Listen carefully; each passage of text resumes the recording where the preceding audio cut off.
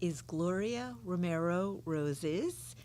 Gloria's with the Alzheimer's Association, and we're going to have a conversation regarding Alzheimer's and what's going on with the progress of Alzheimer's in our upcoming November walk. And this is a conversation that's also very near and dear to my heart since I lost my mother to Alzheimer's 7 years ago.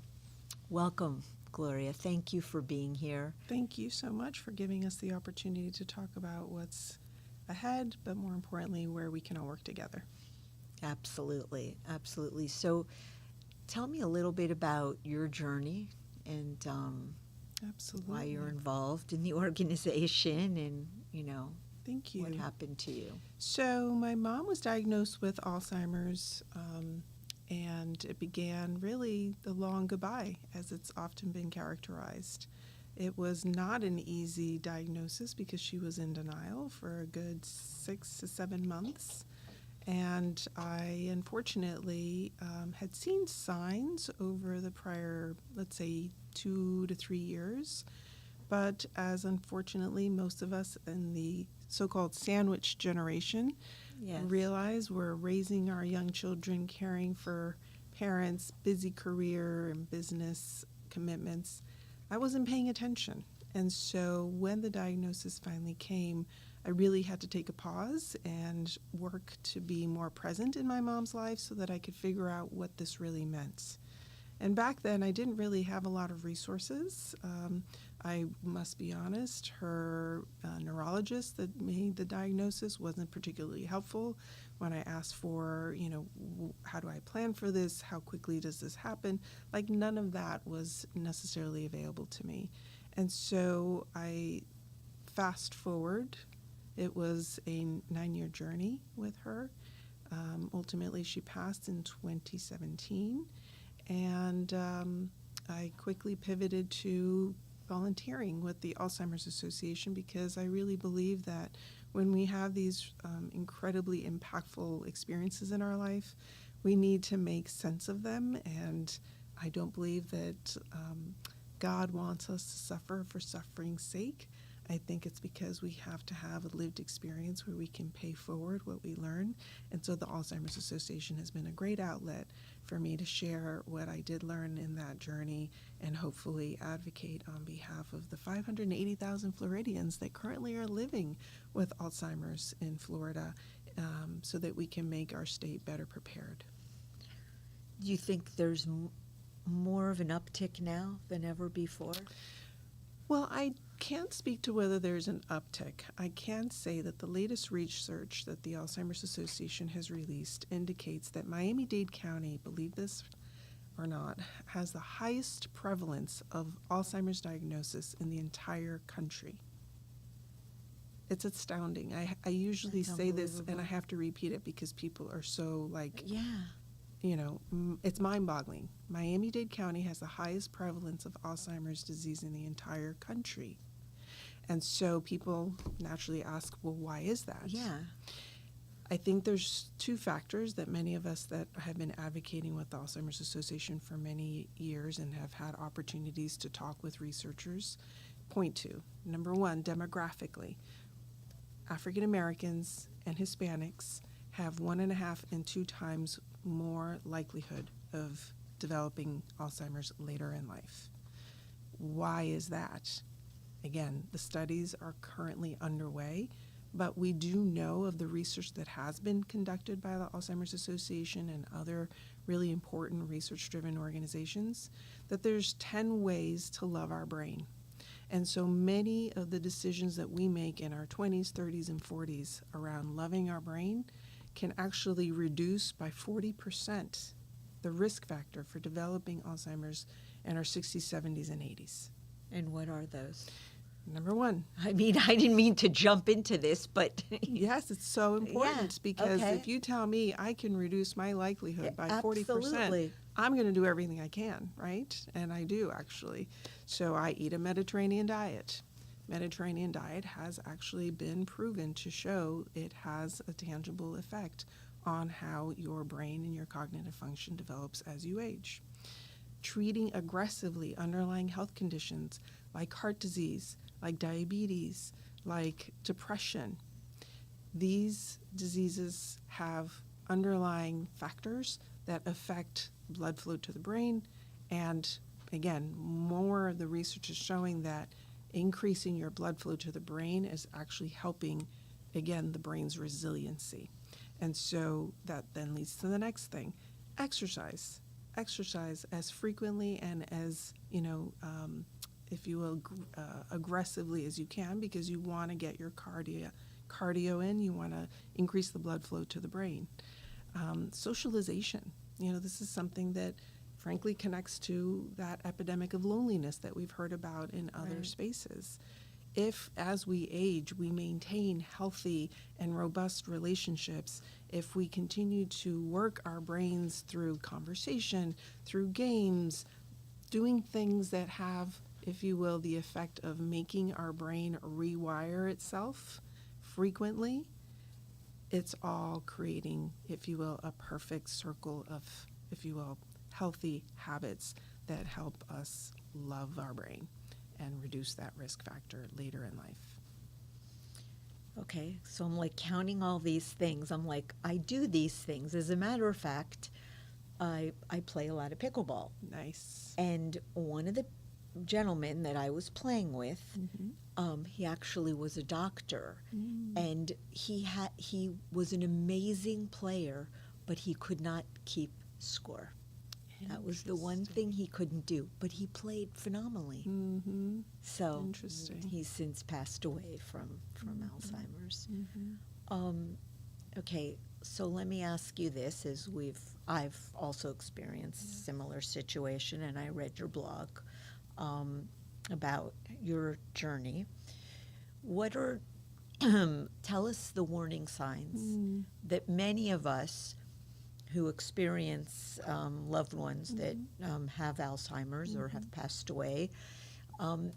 I found that when my mother, who died of Alzheimer's, she would literally, like for a year, I think I was in denial, not wanting to see the signs until finally, because we forget our keys, we miss things. Oh my God, I go in my house a million times, things like that. Or sometimes we forget a word here or, here and there. But when should we really, really be concerned? What are some of the warning signs? Well, I think what you see is, what we know is that the disease is developing long before we even see signs. And as I rewind the video of my life, I realized that probably 4 years before her diagnosis, there was just certain things that weren't right. Like all of a sudden, she always was the master gardener, and she would grow these amazing trees in her yard from seedlings. And this one poinsettia tree that she had grown from a seedling, I come to visit her one day, and she literally had it hat-racked, cut down to the bone. And I said to her, Mom, why? I just got so sick and tired of sweeping those leaves. And I remember thinking, wow, that's really disturbing. Right. And then, other situations, she would call me and she'd say, Gloria, where's the front door? And I'd say, what do you mean, Mom? And she said, I can't find the front door. And she, was really upset. And I said, but Mom, where are you? And she said, I'm on the side door.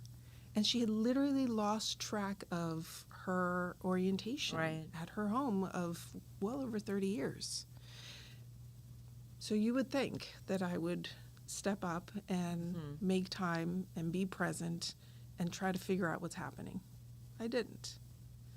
Visiting on another occasion, a neighbor said, in passing, I pull up, hi Gloria, how you doing? And hi Joe, how are you? And he said, well, I just want you to, pay attention. And he was pointing to the bumps in my mom's car. There was, some indication of a fender bender. And I looked at him and he said, I just want you to make sure you're paying attention. And so my mom comes out, we get to talking, and that was it. Did I follow up on that? No, I didn't. So there were things that were happening, right, that we, again, in our busy lives, raising our Right. kids, doing what we do for our professional commitments, I was not present enough. And so I always encourage folks to take stock.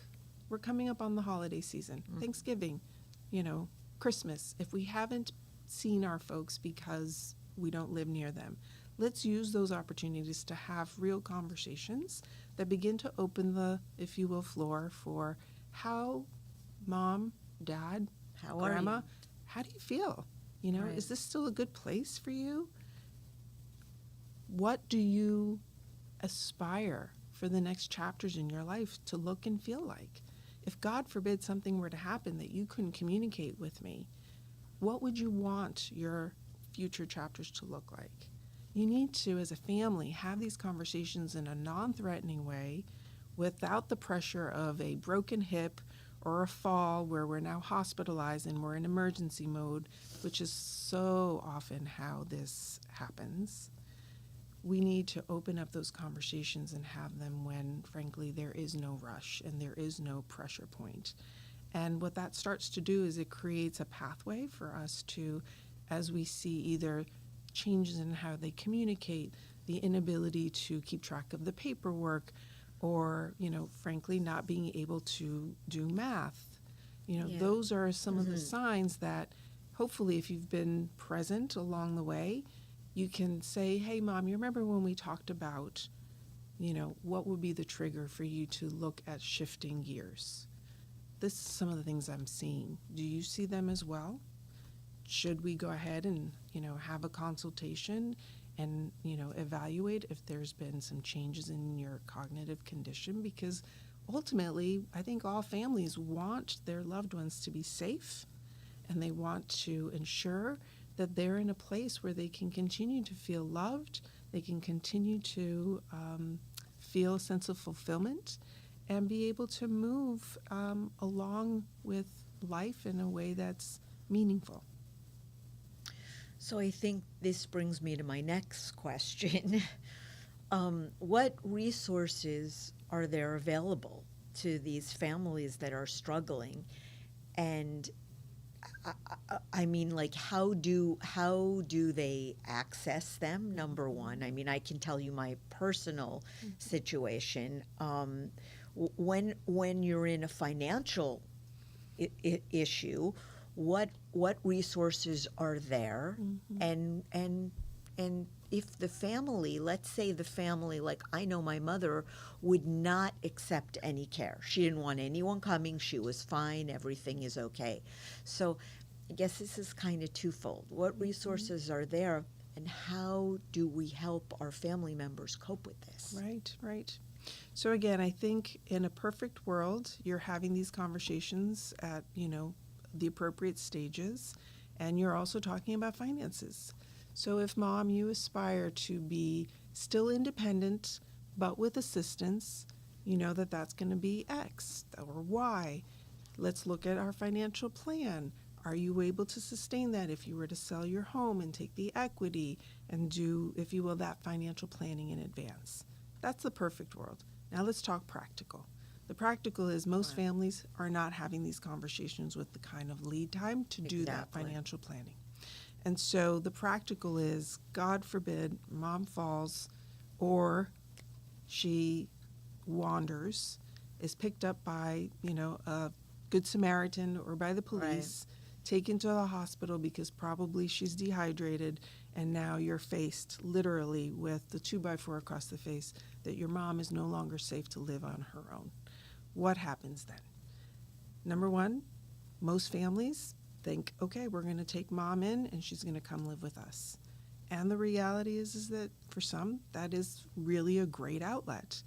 But for others, it's not, because usually the elder doesn't want to depend on their family for this stage of their life. And so then becomes the question and the push and the pull of, can we afford assisted living? And at what stage is assisted living actually appropriate? When you have somebody that is recently, if you will, deteriorating, they may not actually need full-fledged assisted living. they may be able to be accommodated in, for instance, some of the daycare facilities that are nearby, so that during the day there's eyes on them, there's meals being prepped. If needed, there's some medication management being offered, and then you pick them up at the end of the day and you're back home and you have supervision. So for many families, that's a solution. Financially, again, it becomes a burden because that's not necessarily something that's covered through Social Security or through Medicare or through Medicaid. So families will undoubtedly start to feel, if you will, the financial burden of Yes. having to make sure their loved one is safe and being cared for and supervised. As you make that transition, and many families do find that they need to now move them into assisted living. Again, there's a very deep misconception in our community that, oh, that's covered by Medicare. No, that is not the case. And so again, assisted living is a private pay situation unless there is a long-term care policy that perhaps your family had invested in before any of this ever unfolded, right? And it's very, very challenging in Florida right now because there's only one program, and that is only for very low-income families to be able to access, and it's called the Long-Term Care Program, funded through Medicaid, and there's about a 2.5-year wait list for an elder to be able, who is eligible, by the way, by virtue of their income level, to be able to access that. And that only offers a fixed stipend per month of maybe $1,200 to $1,500 a month. So if your assisted living facility is costing $4,000 a month, you're only looking, if you're eligible, for a $1,500 stipend, depending on the region in which you live in the state. And that's with a 2.5-year wait list. Right. So what does this say? It sounds really discouraging. And that is why the Alzheimer's Association should be the very first call that a family makes when they have a concern, when they start to see some of these warning signs that we talked about.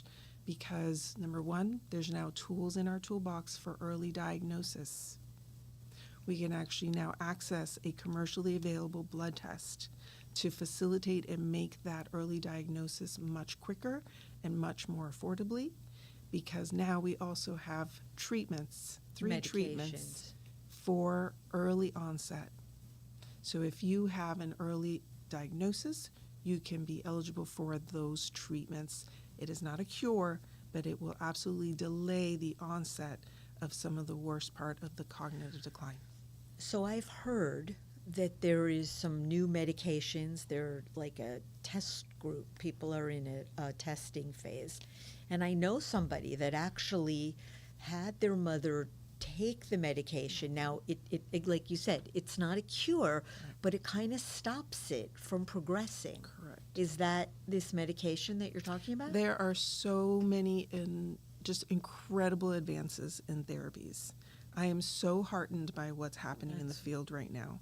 And I am even more motivated to be a volunteer with the Alzheimer's Association, having these conversations, because we need to get the word out there that for all the therapies that are currently underway, as far as research and as far as some of what you just referenced, folks being in some of those testing groups, they're primarily geared towards the early onset.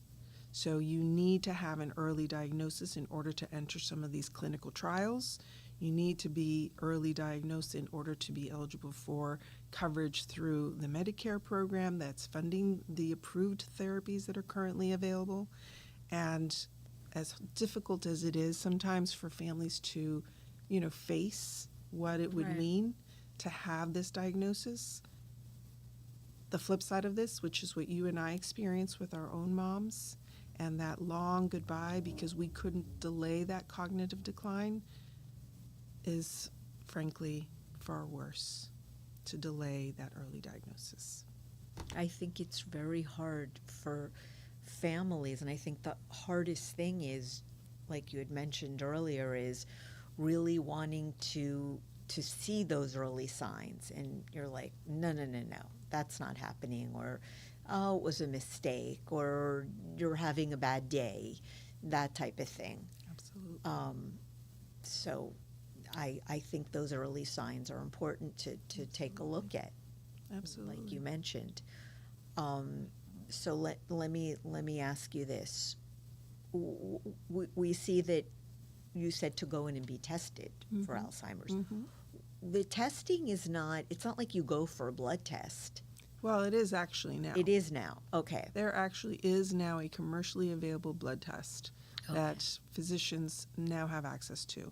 Different, so it can show whether you have Alzheimer's or dementia? It shows some of the early markers. Okay. Because of what has, again, the research has yielded is happening in our brain as this disease is unfolding. And so that's also actually something that we, by having this conversation, are helping to address, which is many in the medical profession aren't necessarily up to date with some of these advancements.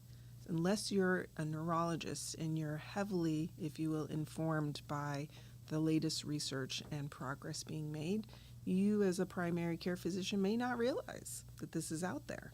And so the Alzheimer's Association and other allies are really trying to make a very proactive effort to increase education and awareness, because we as consumers, we as, if you will, family members, have the ability to be empowered to make the ask. I'm seeing this with mom. I'm seeing these signs. It's worrisome. I understand that there's a commercially available blood test. I'd like to begin, the process of, diagnosing. It is not the only step, as probably you recall from experiencing with your mom. There's also, MRIs. There's also PET scans. Some physicians like to spinal tap. So there's a number of steps, but there is definitely this new tool that is considerably, if you will, more important than ever because of this early diagnosis opportunity. And people can go and do this new test. They do need to go through a physician, right? So it's not like you can go online at Quest Labs and just order your test for Alzheimer's disease, but it is absolutely something that a physician's office can order. And the strides that Alzheimer's Association is making in terms of all of this, they're raising a lot of money. I know I want to talk about the upcoming walk on November 15th. That's correct. All this money that they raise goes towards research,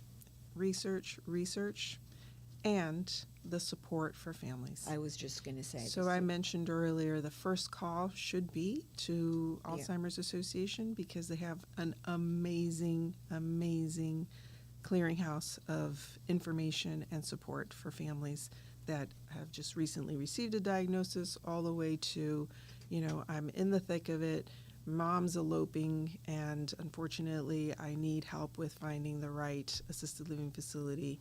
What do I do, right? So whatever stage in that journey someone finds themselves in, the Alzheimer's Association support is incredibly powerful to, A, not feel alone, and then B, be properly guided to the next step.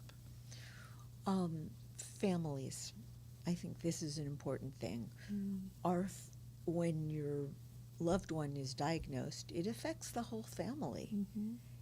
And I think that the family needs support as well. Absolutely. So I think that it's important that they know they can reach out to the Alzheimer's Association to find resources and places to go to.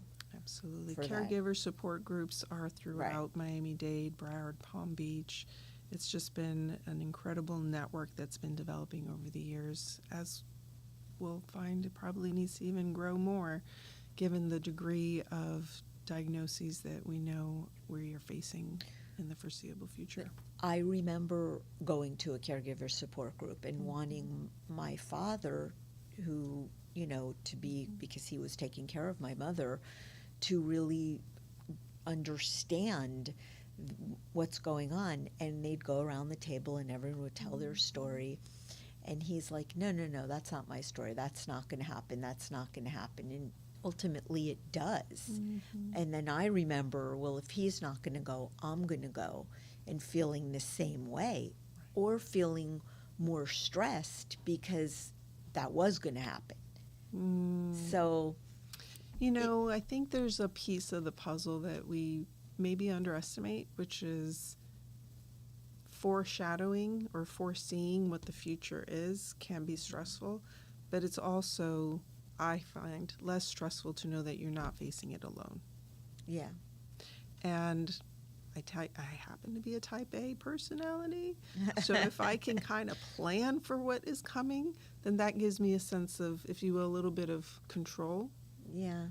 And in a situation where I literally had no control, like this disease was going to ravage my mom's mind, and I had no control over how, when, and how, and what this was going to look like.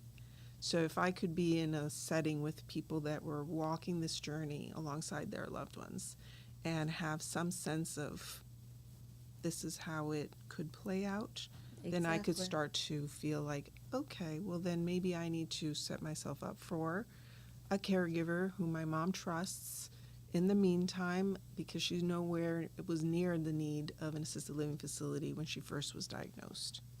That wasn't where she was at. But I also knew she wasn't going to be safe if she was just out there on her own. Right. So there's interim stages, and how we lean into that and figure out what's going to be best for not just you as the caregiver, but to honor your mom's wishes. That's super important, because there's no need to have that tension between what I want versus what she wants. Ideally, you come together and you agree on what the priorities are, and you work together to help honor their wishes as you do so. We've got a few minutes left, so let's talk about the walk, November 15th. Yes, which, at Lone Depot Stadium. Okay. We're very excited. It's always a terrific event with so many people that either have this experience or know someone who did, but more importantly, it's a great way to build community around something that is going to be really critical for us to address through ongoing research, caregiver support resources, and every walker that signs up is going to obviously be part of the solution. Well, I know I'm going to be there, and I'm actually trying to get a group of people to go. It's my way of kind of, I guess, a therapeutic kind of thing, giving back and, raising money and making a difference. Absolutely. And creating more awareness. Absolutely. So I think it will be great. It's November 15th. That's correct. All day. 8 a.m. it starts. 8 a.m. They have great booths and information, tents, and then we do the walk, and then afterwards there's lots of, just folks being together and enjoying one another's company. That's awesome. Indeed. Any last words you want to share? I so appreciate you making time. It's a tough conversation to have. It is. You and I obviously have the firsthand experience, and as we said earlier before we went on air, for some folks it's sometimes a little too close and they don't want to remember it, right? Because it brings back a lot of emotion. Yeah. And so I honor that.